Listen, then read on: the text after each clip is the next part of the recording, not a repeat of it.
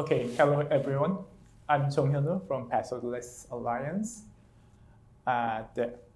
Before I go into, let me introduce myself. I'm the cybersecurity expert who wrote for ITUT standard so far, and then having a 25 years work experience. So with that understanding and with my knowledge, I wanted to open my. So I wanted to open. I wanted to deliver the fact first. The most of cyber attack always start with the accounting takeover and ended with the data encryption and theft. That's the cyber attack, right? That's the starting point and end point. So to respond to that attack, I chose that title. So how to protect our account and data? That could be the solution. So with the ITU standard, I'm gonna respond that attack. So after checking out the recent cyber security challenges, I'm gonna try to solve how can we protect the account, how can we protect the data. That's the my presentation goes on. So as I pointed out, there always a cyber attack that start with the account takeover and ended with the data encryption and theft. So, but the problem is while we are using the software, so there are so many vulnerabilities, and also as a human being, we made a mistake. While we are opening the website or opening the email and open the Office file, without knowing what we are doing, then naturally the malware comes in our PC, and then attackers can run any malware on our PCs. While the malware running on our PCs, if we enter our password or OTP code, it can go to the hackers. So they can impersonate us. Or if any malware running on our PCs, hackers, by running any ransomware or data like that, the malware, they can steal our data or they can encrypt our data. Besides that, for the web server, by running the remote code execution, they become the admin of our web applications. So with if they run the RC attack, they bypassing the server admin authentication. And then they become the admin of our web server. They can do what the regular server admin does. The worst case is in past that attack done by the human, but now we are living in the AI-driven we are living in the AI era. Nowadays, AI-driven motion hacker tirelessly and automatically attack our PCs and servers. That's the digital world we live in. So we cannot completely prevent the malware from running on our PCs and servers. That's the fact. So attackers can exploit unknown vulnerabilities before patch released and applied to our system. So how many vulnerabilities are found? So last year, 40,000 CVE was found. Even the one vendor, sometimes they have the 900 a year. So our question is, how can you protect our account and data before patch are released or applied on? So with that security challenges, let me answer how we can protect the account and data. So as I mentioned that if there any malware running on PCs, anytime they can steal our credentials. But as a user, we have to authenticate ourselves to the online system. So while we are typing any credential to the system, if someone in the middle, they can steal our the input data. So why is the responsibilities on the user only? So to overcome that inequality, XR1280 was standardized.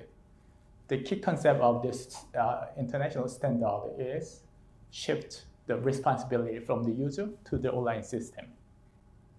If XR12 is applied on any online services, what the user does, just type the user ID only, the online system present automatic code to the user, and the user verify the code with their smartphone. So it's not transferred, it is generated on the user's smartphone. If the two code is matched, by giving the user approval, user can get into the system. Whenever I show it to the audience, I already got the question. It's exactly the same like OTP, but OTP, that is asking user input the 6-digit code to the system. But the one you saw is the online system present the 6-digit code to the user, and user verified code on the smartphone and approve it with their biometrics. So we change the role from the inputter to the approver. That's the XR1280.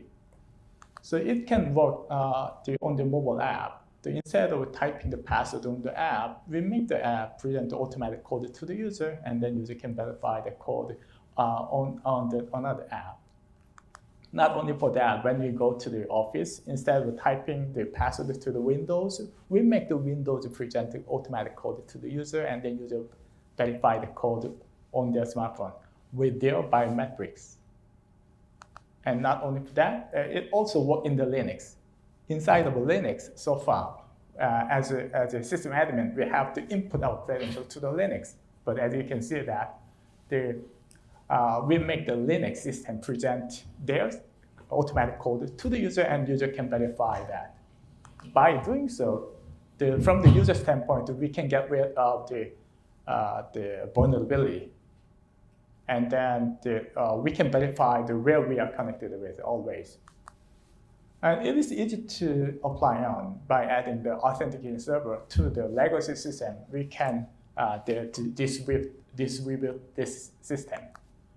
And then it has 5 benefits, but the time of limit, the lack of my speech time.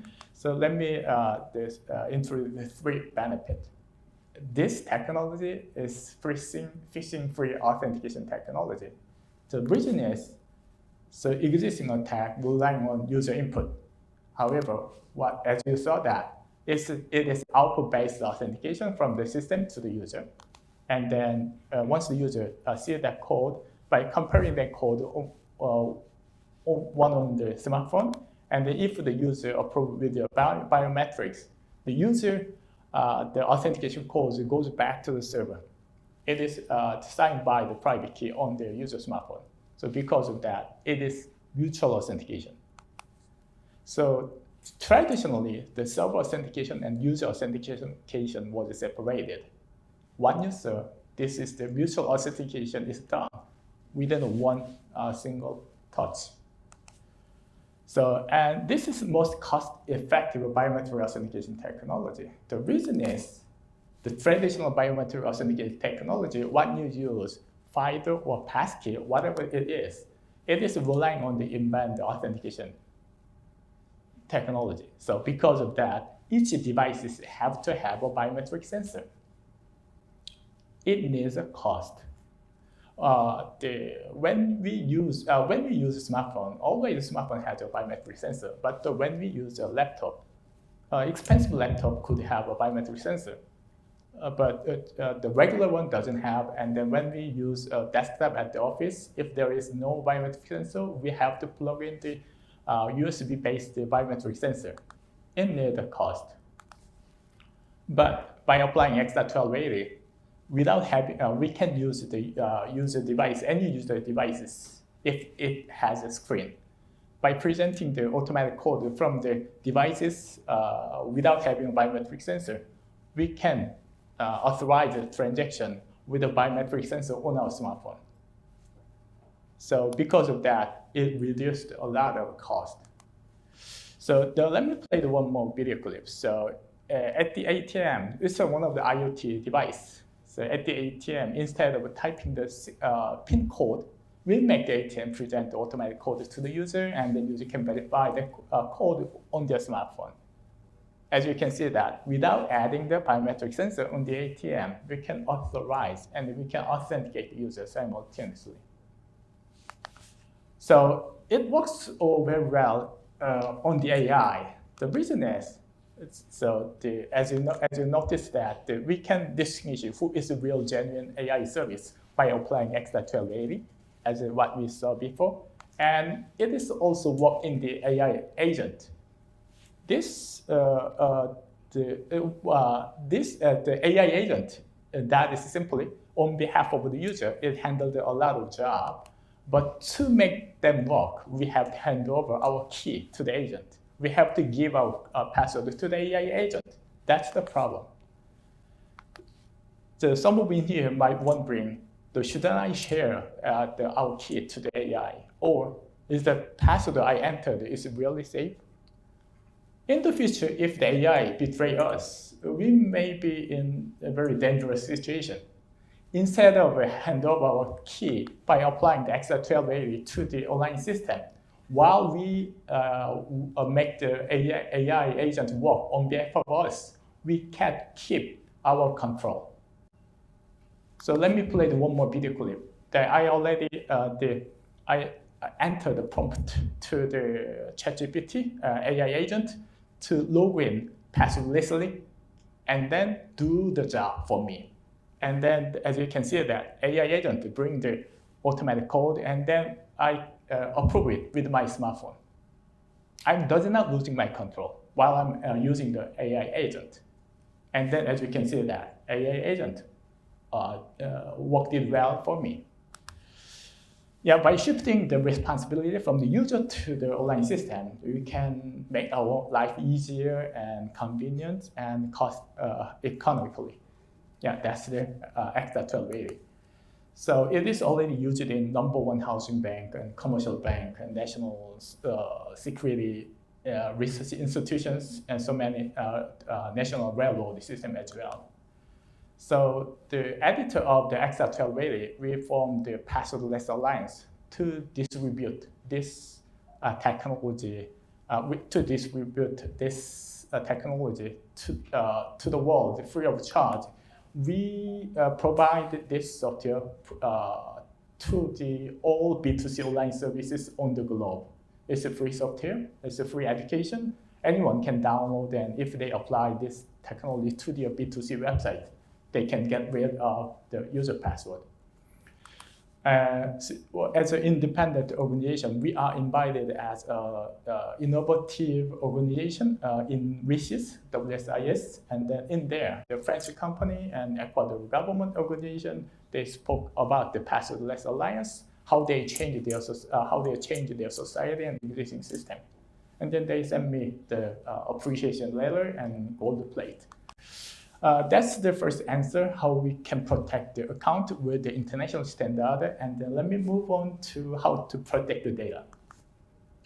So as I mentioned that if the malware running on our PC, by applying X.1280, we can protect our authentication and password.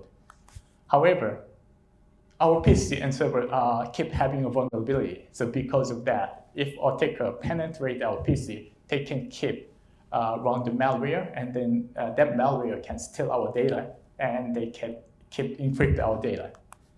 And that method also work in the server as well. So we wanted to, and if they come into our PCs, they already have admin privileges. If they already have admin privileges, preventing that attack is technically impossible because they are admin. So to answer that situation, ITU released the new standard as an X.1220. So the key idea of this technology is adding an examination layer to those storage. Just by adding the one more security layer to the storage, we can overcome the data theft and ransomware attack. Look at this diagram. So traditionally, we use a network protection and endpoint protection. But on the storage, there is no security layer. If bypassing the newcomer, the traditional protection mechanism always work with a blacklist. They can block who is black guys.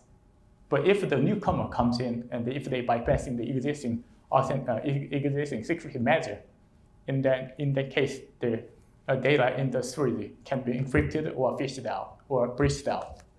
By adding the secret layer into the storage, we can make our data safe. This technology works with a whitelist. It only allows the pre-registered application to access the data. By doing so, we can prevent any kind of new attack.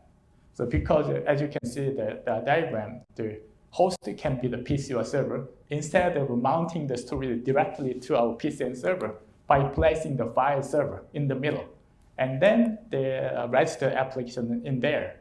And then if any data request comes in, it examines what application tried to access the data. But that application was not pre-registered. It provided fake data with read only. It was pre-registered in case it provided real data with read-write attribute. Only the pre-registered application can access that. So because of that, the user, the application run by the user can read the data in the storage protection, but the application run by the hacker cannot access the data in the storage protection server. So for your clear understanding, let me play one more video clip. I already put the document file in my network drive, but I didn't register the Microsoft Word as a pre-registered application. So because of that, file was provided to the fake data. So because of that, the file was not opened. But let me adding the Microsoft.exe file as a pre-registered application. After the registered application, Word can read the data. But to register the application, it required the OTP code. From the beginning, we does not trust the environment of a user PC. We assume that the malware is already running inside the PC. So because of that, we're adding. Okay. So by adding the OTP code outside of PC, we can protect data. It can apply on the web server or the AI engines or humanoid robot or the key wallet on the blockchain. It can apply on everywhere. Okay, so compared to the backup is the recovery solution rather than prevention. But this technology is prevention solution, and it protects even the final data. Backup only can recover up to when the backup data was created. But this is the protection mechanism up to the latest. It is already used in a lot of organizations and financial sectors. And then some of the editor of this international standard formed the protectmedicaldata.org.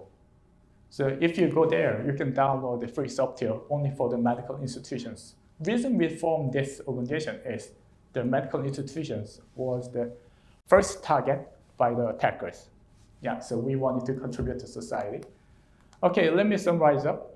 As I mentioned that our PCs and servers can be compromised anytime. And with X.12 training and 1280, we can protect and account in data, even if the admin privileges are already compromised. And then with or without budget, we can protect our society and system. And then the technology only cannot change the society. The technology requires the updated compliance. So the reason I stood here is that I wanted to keep the society safe through PPP. So if you have any interest in the collaboration with private, yeah, feel free to contact to me. Okay, thank you for your listening.